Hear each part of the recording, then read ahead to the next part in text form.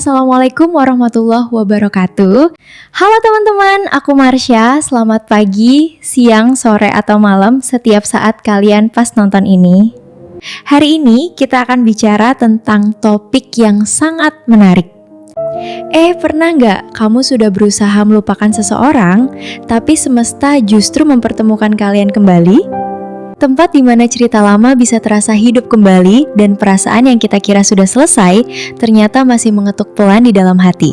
Hari ini kita akan menyelami sebuah novel yang tidak sekadar bercerita tentang cinta, tetapi tentang keberanian menghadapi masa lalu. Karena faktanya, tidak semua perpisahan benar-benar memisahkan. Tidak semua kenangan bisa dilupakan. Dan tidak semua mantan berhenti menjadi cerita. Di episode ini, kita tidak hanya membahas sebuah novel. Kita akan membahas kamu, aku, dan semua orang yang pernah bertanya, kalau cinta itu pernah begitu dalam, apakah benar bisa hilang? Jadi, tutup sejenak distraksimu, dan biarkan cerita ini membawa kamu kembali ke tempat yang mungkin belum sepenuhnya kamu relakan. Ini dia novel karya Dety Azmi yang diterbitkan oleh PT Bumi Semesta Media pada tahun 2020 yang berjudul Halo Mantan.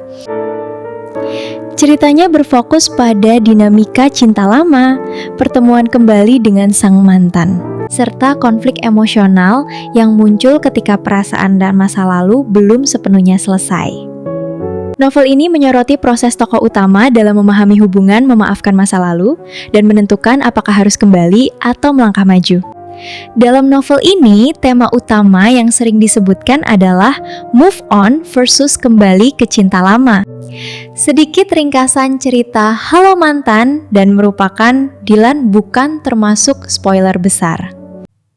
Novel karya Dety Azmi ini mengangkat kisah tentang pertemuan kembali dua orang yang pernah saling mencintai tetapi berpisah karena keadaan dan keputusan masa lalu.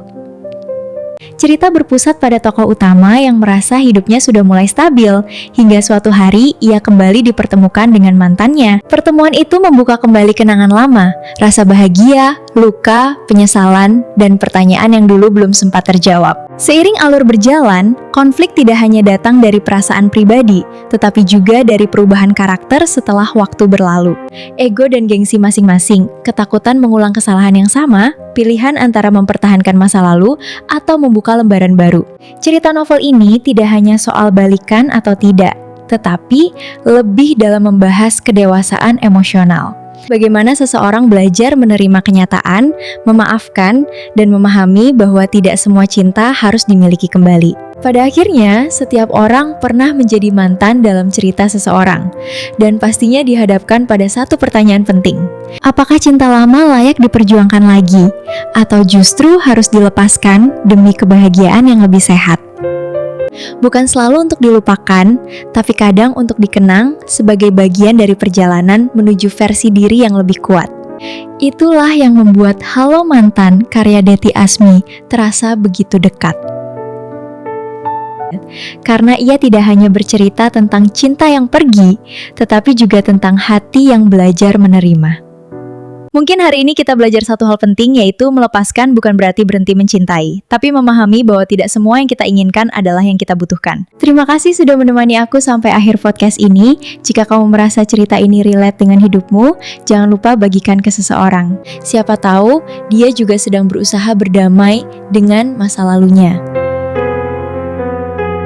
Sampai jumpa lagi teman-teman, tetap jaga hatimu, tetap kuat, dan ingat, setiap akhir cerita selalu membuka jalan untuk awal yang baru. Saya Marsha pamit undur diri, dan seperti biasa cerita boleh selesai, tapi maknanya selalu tinggal.